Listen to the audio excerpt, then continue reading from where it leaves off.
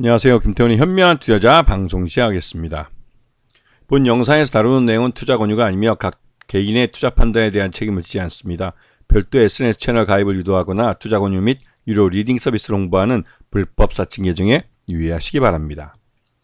자, 오늘은 대한유팜이라는 좀 생소한 그런 업체에 대해 말씀을 드리겠습니다.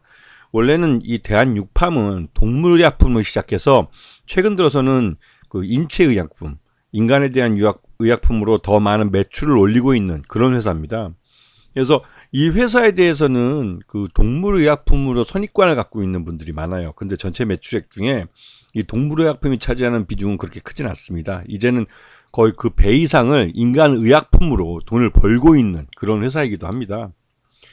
근데 이제 이 동물의약품에 대한 연구나 이런 것들은 훨씬 더 많이 이루어지고 있어서 이런 게 이제 그 오해를 사고 있지만, 실제로 보게 되면 최근에 이제 개량신약이나 이런 부분에 대해서 연구가 더 많이 이루어지고 있죠.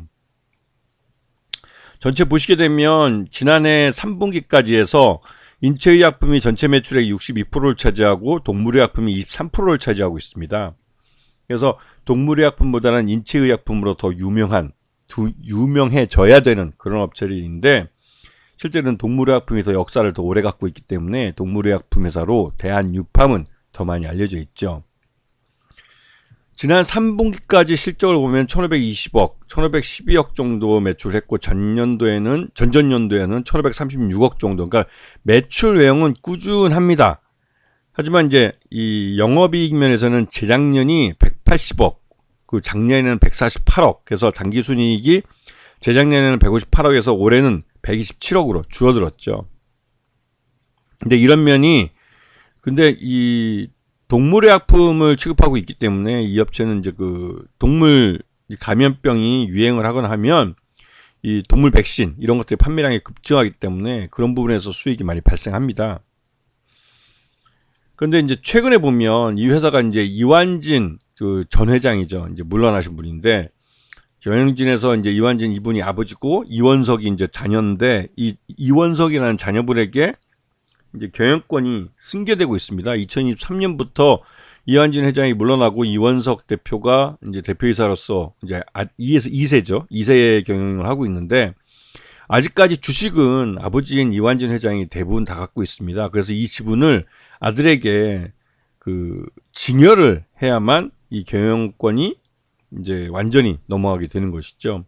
근데 이런 부분이 주가가 비쌀 때는 못하지만 주가가 싸지면 할 수 있습니다. 최근 들어서 그 작년 하반기부터 해서 대한유팜 주가가 계속 흘러내려가지고 그 얼마 전에 연중 최저가를 찍은 걸로 알려졌는데요. 그러다 보니 이 최근 들어서 이 주식 증여에 대한 말들이 좀 나오고 있습니다.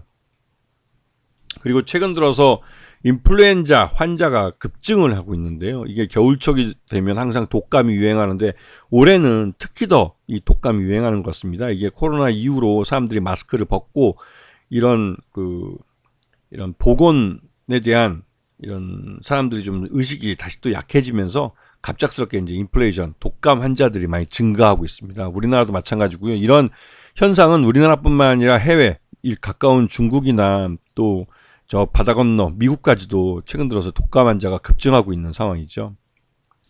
최근 들어서 이 중국에서 HMPV라고 해서 사람 메타뉴모 바이러스라는 이게 굉장히 유행합니다.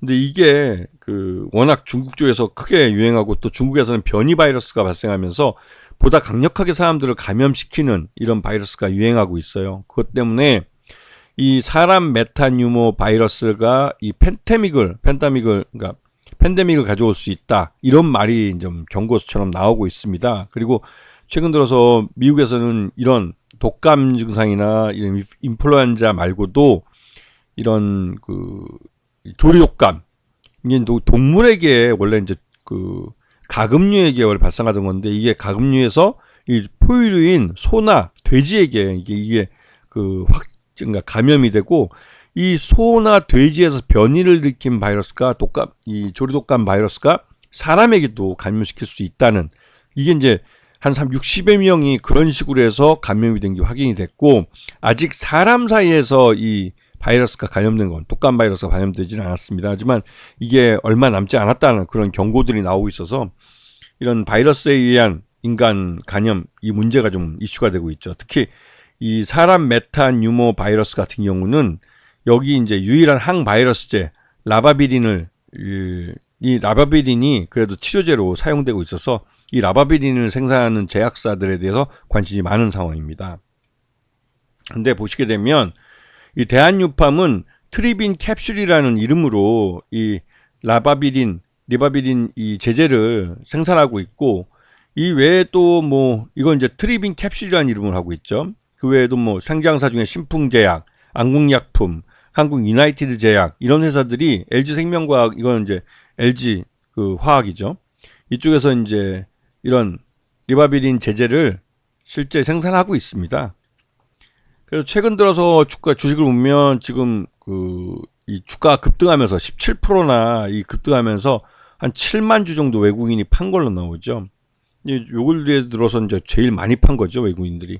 근데 이렇게 많이 판 이유는 역시나 경영권 승계에 있어서 주가가 싸져야만 오너일가가 부담하는 세금이 적은데, 이렇게 주가가 이렇게 올라버리면 이 오너일가가 이 증여세를 결정할 때 불리하게 작용할 수 있기 때문에 이런 부분 때문에도 주가를 좀 끌어내리려는 게 아닐까라는 생각이 좀 듭니다. 왜냐하면 대한유팜의 실적은 매년 이렇게 그 적자 없이 그냥 꾸준히 흑자를 내고 있는 그런 상황이기도 하고, 그러다 보니 지난해 3분기 실적 기준으로 봤을 때 적정 주가 한 18,000원 정도 되지만 이게 한 6,000원대까지 지금 이렇게 급락을 해서 저가로 이게 그 주가가 형성되고 있는 건 이 실적 외에 다른 경제 외적인 요인이 작용하고 있다고 해도 과언이 아니죠.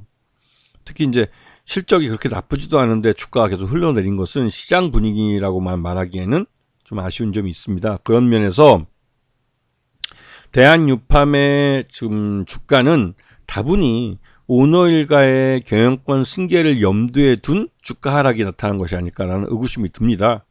뭐 최근 들어서 이 대한유팜 같은 경우는 앞에서 보시면 아시겠지만 비만 치료제 같은 것들도 개발을 하고 있고, 그 비만 치료제가 개발이 완료될 경우에는 상당한 실적 호전이 예상되고 있는 그런 회사이기도 합니다. 왜냐하면 웰빔 주사나 이런 것들도 이 치료제뿐만 아니라 이 건강기능식품 쪽에서도 이렇게 수익이 날 수 있는 그런 분야에 대한 투자를 많이 하고 있는 회사이기 때문에 대한유팜은 실적이 더 좋아질 수 있는 그런 회사이기도 합니다. 그런 면에서 좀 대한유팜의 주가가 이렇게 낮게 형성되는 것은 실제로 좀 의외라는 생각이 좀 듭니다. 물론 재작년보다는 작년 실적이 좀 둔화되긴 했지만 주가가 이렇게 흘러내릴 정도는 아니라고 생각이 들죠. 작년 3분기까지 실적만 놓고 봐도 대한유팜은 18,000원 정도 돼야 그래도 뭐 적정한 주가라고 평가될 수 있는 그런 회사입니다. 근데 그런 회사 주가가 지금 6,000원, 7,000원대에 거래되고 있는 것은 이세 경영이라는 경영 불확실성에 대한 불안감, 또 내지는 이 오너일가의 경영 승계 과정에서 오너일가가 부담해야 되는 세금 비율을 낮춰주기 위한 인위적인 주가 하락이 아닐까라는 의구심이 드는 점입니다.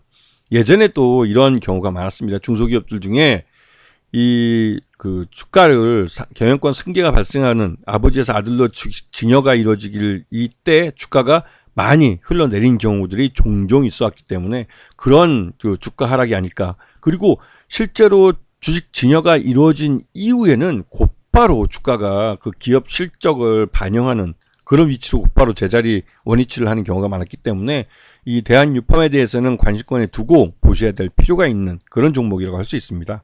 아시겠죠? 자, 오늘 방송 여기서 마치겠습니다. 감사합니다.